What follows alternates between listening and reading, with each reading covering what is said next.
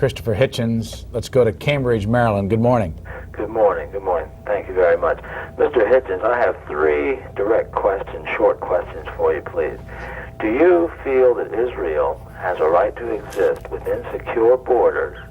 Do you feel that the United States should intervene should Iran and/or Russia try to close the Straits of Hormuz? And would you seek relief from a 24-hour shoot-on-site curfew from any quarter in which relief might be found? Thank you. All right, thanks for the call.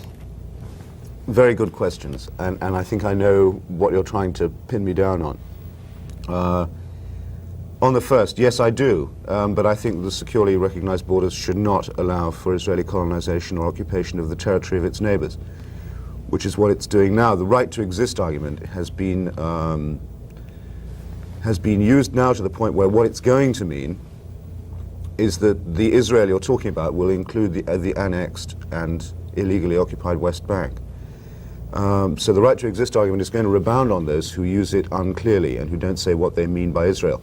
It's very interesting, the Israeli government has never said where it thinks the borders of Israel really ought to be and what it would settle for. I think it would be an immense help if Israel's going to insist on the right to exist, if it tells us where it thinks Israel's boundaries should be. Every other country does do that. I'd better give you the straight answer. I think Zionism, the idea of building a state of Jewish farmers on Arab land in the Middle East, is a stupid idea to begin with. I've always thought so. My mother wanted to go and be a Zionist immigrant at one point. I tried to talk her out of it. It's been a thing in my family. I think it's a bad idea. I think it's a messianic idea. I think it's a superstitious idea. And I think so the idea of Israel's right to exist is... Well, no, now that it's there, has no play with you. Many states are founded on injustices or foolishness and bad ideas. And boundaries are drawn by all kinds of political... Yeah, it doesn't mean that anyone can just come and evict or destroy them. And I'm not saying that. But I think I'd have to say, so as not to seem shady, yeah. I've always thought it's a silly, messianic, superstitious nationalist idea, and it's a waste of Judaism. And it guaranteed a quarrel with the Arabs because it meant we're going to take away from you what's most precious, your land, by trying to make Jews into peasants. Already a silly idea. That's not the way to rescue Central European Jewry, make them into farmers in Palestine. Guaranteed an injustice to the Arabs, which now anyone can see, and is now entering its 3rd, 4th generation. 4th generation of Palestinians brought up either in exile or dispossession or under occupation and humiliation. And now we know that something has to be done to address what is part of the original, let's not call it original sin, original misconception of the thing. So I've been writing in favor of Palestinian homeland all my life, and I'm no more, no less in favor of it than I was because of recent events. And now the Bush administration is in favor. It's a matter of principle. And now the Bush administration is in favor of it. Well, yes, they were edging towards it. It's a pity about the timing, because they were edging towards it before. I don't want it to look as if they did it as a concession. But it should be a matter of principle. If Jews born in Brooklyn have a right to a state in Palestine, then Palestinians born in Jerusalem have a right to a state in Palestine. Anyone who doesn't agree with that principle, I think, is suspect. I think most people do. They do, but but why in that case do we have the one and not the other? After all, it's America that pays for all this and arms the Israelis and is very much involved in it. If it's a matter of principle, then we should have witnessed to it a bit more forcibly than we did. On the point of purchase, I'd like to take up on a single word, very important. You wouldn't say, would you, that the United States has no purchase on the government of Israel? No, I wouldn't. No. I mean, in other words, if the Israelis are going to continue to build settlements in an identifiable, just a single suburb of Jerusalem, where most of the Arab population can produce documents proving they've owned their homes since before the British Mandate, if American policy can't get them to stop building in that one identifiable suburb of Jerusalem, then there's no such thing as leverage or purchase. And Obama went to all the trouble to point out that this is a terrible thing. He should have said more than he did, in my view, that it's theft as well as an obstacle to negotiations, and then walked away from that.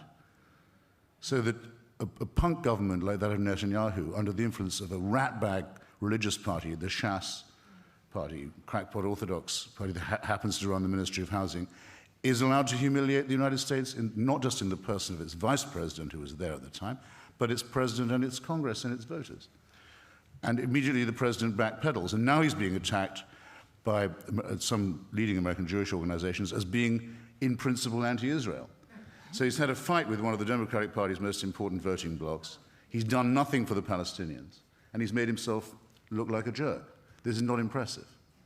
But when was American policy in the Middle East impressive? Well, actually, I'll give you an example. When George Bush Sr. Said to the Israelis, if you go on like this, I will ask Congress to suspend your loan guarantees, I thought that was extremely impressive. And so did everyone else in the Middle East, and it led to the nearest we've ever had to a proper peace conference. That was in Madrid. Bill Clinton chose to run that year from the right against Bush, saying that he thought Bush was being soft on Cuba, just like Kennedy. Thought Eisenhower and Nixon were being soft on communism in Cuba, and also from the right on Israel, saying if he was president, the Israelis would not be subjected to this kind of pressure. So the last time that there was an impressive American policy, it was a Republican administration, and it was undone by the hero of every liberal in this room. Good morning. Great.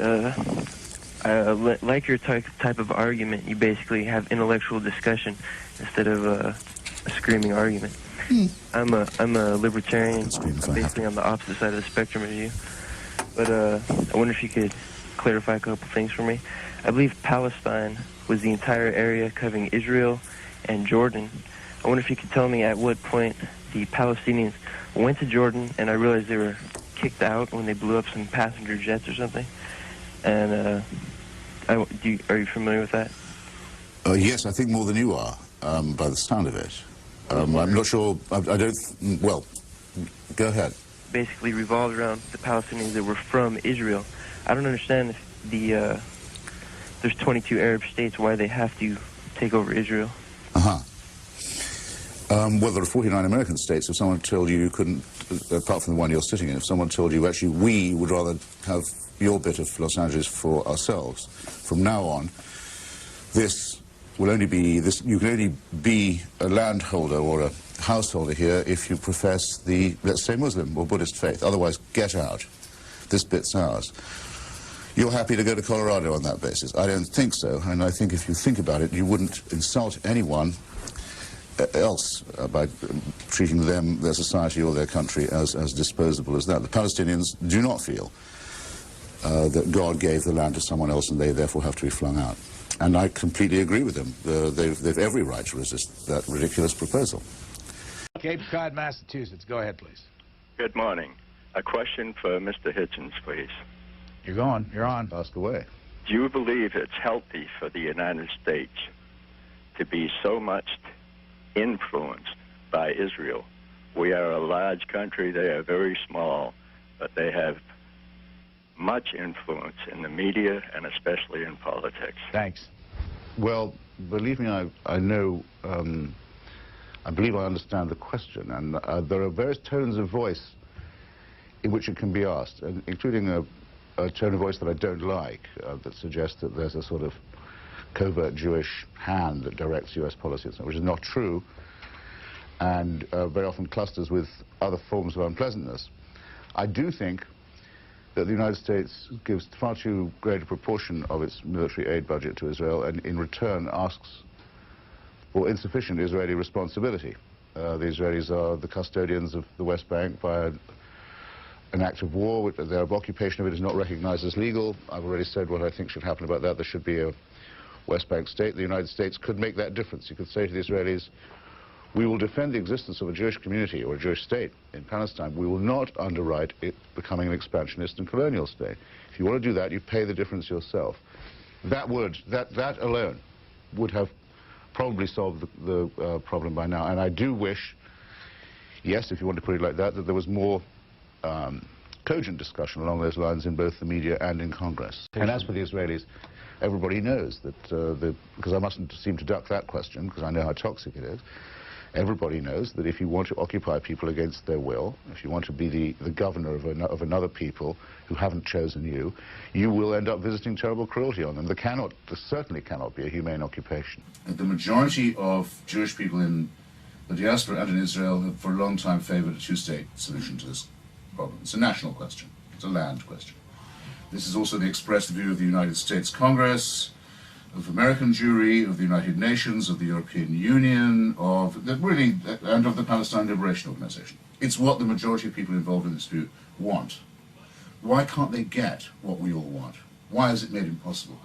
Because in both communities, the veto is held by the party of God. In the first case, by the Messianic settlers, who think that by establishing fait accompli by violence and stealing other people's land in the name of the Jewish people and in the name of God, they can help to bring on the Messiah. If only, they say, we could get all the Arabs out of this area and all the Jews in, gathered, then the Messiah would come, finally, after such a long, sweaty wait. ואנחנו הבנים של עם ישראל, אנחנו הבנים של יעקב. ברצונו הקדוש ברוך הוא נתן לנו, ברצונו הקדוש ברוך הוא נתן לנו. שיבוא משיח, בן דוד, אתם כולכם, תצלם רגע את כולם, תצלם את כולם. אתם כולכם, אתם תהיו עבדים שלנו, אם תהיו ראויים, אם תתנהגו יפה. אתה רואה את הציצית הזאת? על כל ציצית אחת כזאת אתם תתפסו, ואתם יודעים שזה האמת. אז עכשיו, כדי שיהיה הכל בשלווה, ואנחנו רוצים שיהיה בשלווה, חצי אני גם רוצה לזרוע, וחצי אתם תזרעו. בסדר? ואתם, אם אנחנו נרצה, אתם תהיו העבדים שלנו. רק אם אנחנו נרצה. עכשיו, כרגע, אנחנו לא רוצים לעשות בעיות. אנחנו אומרים, אתם רוצים לחם, אנחנו רוצים לחם. אזרח חצי, בסדר, אנחנו ניתן לכם לחם, אבל אנחנו, זה אדמה שלנו, לא ניתן לך... מותק, אמרנו שיש שלום ויש שתי מדינות. מדינה בשבעים בשבע. תחלי נחשי, אללה. תלך תעשה לחם במדינה שלך. פה זה המדינה שלי. לא, זה לא נכון. פה זה ארץ ישראל. לא נכון. פה זה ארץ שלי. וזה של אבא שלי. האדמה הזאת היא של אבא שלי. והנה, האדמה הזאת היא לא של אבא שלי. של אבא שלי. האדמה הזאת... הנה, זה יש לי ניירות, זה של אבא שלי. האדמה הזאת זה שלנו, של ארץ ישראל, של יהודים. אתה יודע טוב.